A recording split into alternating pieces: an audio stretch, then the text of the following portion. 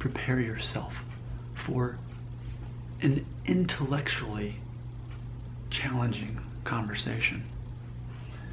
I had made a video talking about the difference between prostitution and pornography, and this comment showed up. And I think this is good. This furthers the conversation and then adds to the challenge. I like to challenge myself. I like to challenge my viewers, challenge myself, not just talk about stuff that people will easily like. I don't need a bunch of thumbs up. I'm happy about thumbs down because that tells me I'm challenging people. That's a place I find my identity. With that being said, I want to read this comment that I received from Daniel Smith talking about pornography and prostitution. And here's what he had to say, quote, "Pornography and prostitution in and of themselves are only bad if placed into the wrong hands. Sex trafficking. A lot of sex workers genuinely enjoy what they do. Legalized prostitution could theoretically help incels by showing them that sex without a genuine connection with a woman isn't that great since they seemingly put sex on a pedestal," end quote. All right. Now, I definitely disagree with this comment because I absolutely believe that, as far as my moral code, that absolutely prostitution is wrong. Participating in prostitution is wrong. For me, like I said in the last video, the only difference between pornography and prostitution ultimately is a camera and the ability to be able to tax pornography and not so much prostitution.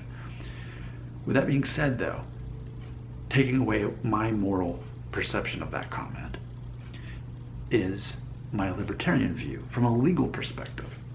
Now, I will admit, I love to watch Joe Rogan, the Joe Rogan Experience on YouTube. I mean, chances are, if you watch him, you watch me too. There's a Venn diagram. He and I are very similar, actually.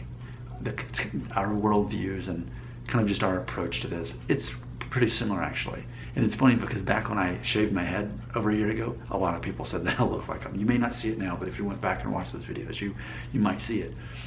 But he made a video talking about the connection between incels and prostitutes, how they're basically the perfect match for each other. And so I think we should talk about that. I think take away all morality aside from it. And I'm able to do that because I have strong moral convictions about this. But if I were to take all that away and just think from a completely secular perspective, are they the perfect match? Women who are willing to make money off of these men who believe in their minds that they don't deserve a woman. Because that's my perception of an incel. It's not someone who actually is not attractive enough or capable of finding a mate, but it's someone who believes that they're incapable. And as long as you believe that, that is true. Anything you believe in your mind is true. Anything you believe is true in your mind. So if that's how incels are, there are women who are willing to capitalize off of that situation. Again, taking away all morality, it actually kind of makes sense. It's a way that the world kind of balances itself out. So are they a perfect match for each other? I guess in that sense they are. Again, I do not morally endorse this, but I agree if a man believes he's not worthy of a woman and there's no chance that he ever will be, and that he has to pay for, even though it's completely fake, it's all, there's no reality in it. It's the same thing with pornography. I gotta tell you, I recently watched, was it Black Mirror?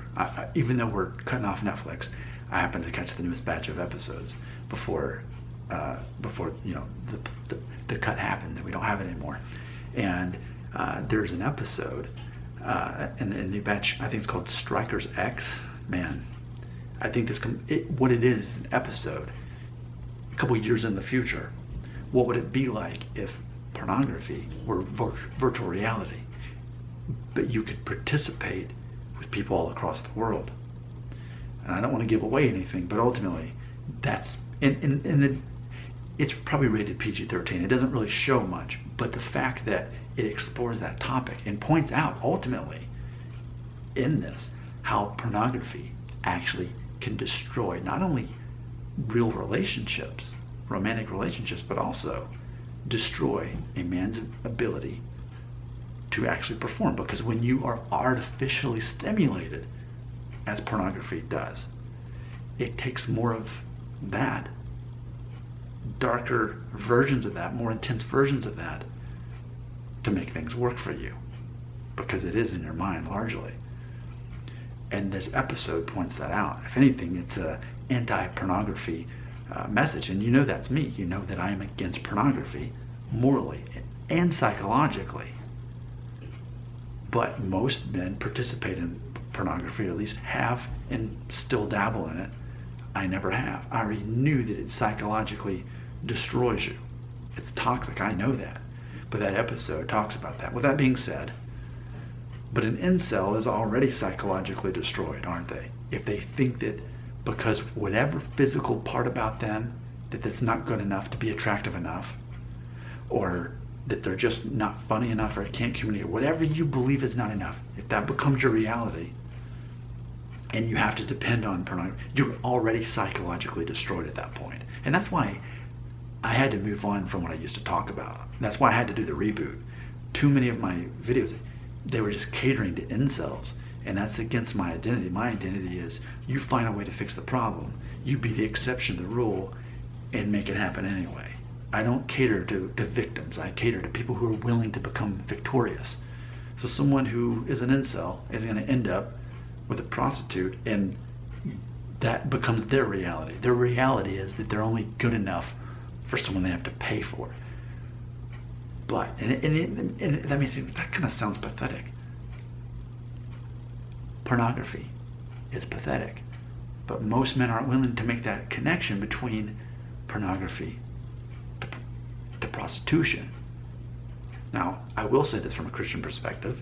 Jesus said to lust in your heart for another woman is this, from a moral perspective, is it the same thing to actually do it? Ultimately, that's a kind of a paraphrase of it, but ultimately the point was, the moment you open your mind up to that, you're opening up your heart to that. And so the leap from, while most men will not hire a prostitute, it's still a very similar sense. And if you watch that episode of Striker X on Black Mirror, you'll see what I'm talking about. So I was very happy to see that episode, because not many people, not many men are willing to say what I am, to denounce pornography in the same way that it's easier to denounce prostitution. What's the difference between the two? A camera and the ability to tax pornography as opposed to prostitution. I stand alone in my principles. Not many people will agree with me. Not many people will like this video. I'm okay with that. Your thoughts on the topic belong right here.